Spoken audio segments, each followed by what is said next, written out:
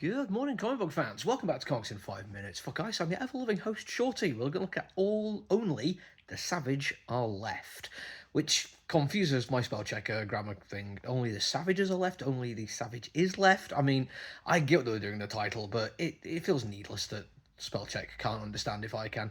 It's a good one. I'm not going to lie. I'm going to preface by saying I really like it because I do have a few minor criticisms. None of them are like going to stop me enjoying it. But it is worth pointing out that my main reason for paying any attention to it at all is the Zach Kaplan of it all. I do genuinely like his stuff. I've read and reviewed and enjoyed almost everything I've seen of his, and I don't really have much negative to say about his involvement in this. I think he's a really good writer. He tends to come up with some quite interesting worlds, and in this particular case, he's done something which I wasn't expecting, which is looking at this idea of a rage virus kind of thing and really making sure he doesn't fall into male power fantasy main protagonist. When I say rage virus kind of thing, I'm not gonna lie, there was a bit of me which almost turned my back on it because of that. I'm not saying we, can no longer do that kind of story, but I mean, I read Crossed years ago, and not just because I'm an edgy boy, it's because like Simon Spurrier has been involved, and Garth Ennis and Alan Moore, like some great creative minds took a swing at it. So I felt like I shouldn't judge that Capcom going the same kind of way, but it feels recent like I've drifted into seeing a few more of that kind of thing with the 28 Days Later coming back, the Sadness movie on Shudder.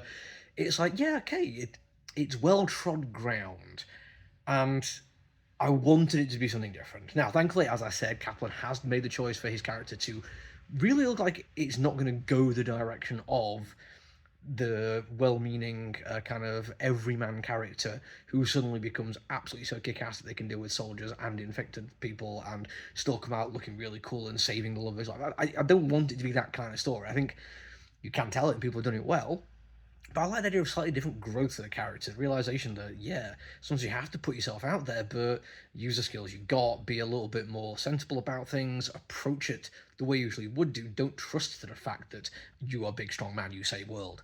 And yeah, Kaplan seems to have really embraced it. Our main character is not that kind of guy that we'll start with, although at the end of it, we do get a sense that he's already like willing to take certainly more of a risk, but I don't think we see much of a personality change. I think it's more on the lines of he's managed to get through most of his life so far without ever really needing to be pushed into that position. Maybe it's been luck, maybe it's privilege, I don't know. We don't get a lot of background for these characters, but that's fine. I feel like we can get that like spoon fed to us as we're going along. There's going to be chance for a backstory to come in and flashback through it. And I do like the way the world's been created. They do a lot of foreshadowing for how this particular virus works. Some of it not too detailed, some of it looking at how governments organize things, looking at how decisions were made that led them to this point.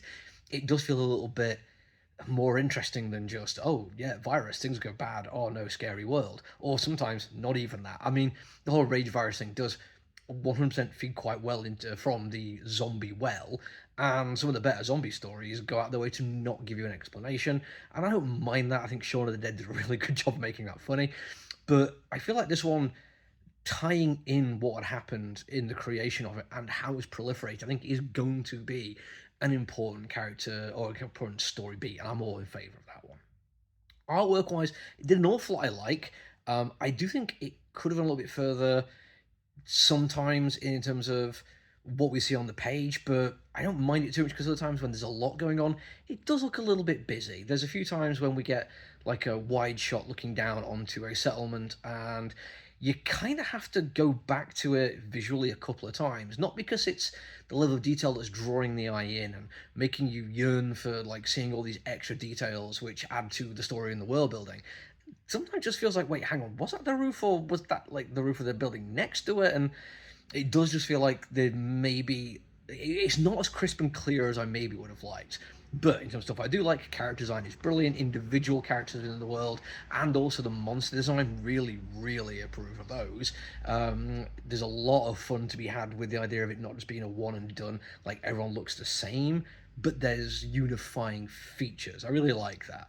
We also get to see how the people coping with the post-cataclysm world have adapted to it, and that gives chance for quite a few variations on the theme, which I really like.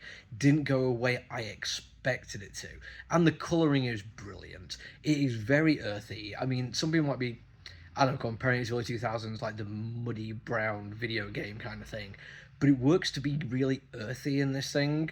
It doesn't feel like it's done just for the sake of it. It is showing that within the world there has been a return to an earlier kind of period rather than all crisp lines and shiny features. So a lot to like. Maybe not perfect, but I'm okay just carrying on with it and seeing where it goes. There's enough to interest me, that's for sure. That's everything now, though. Until I see you all again, look after each other, everyone. Stay safe. Bye.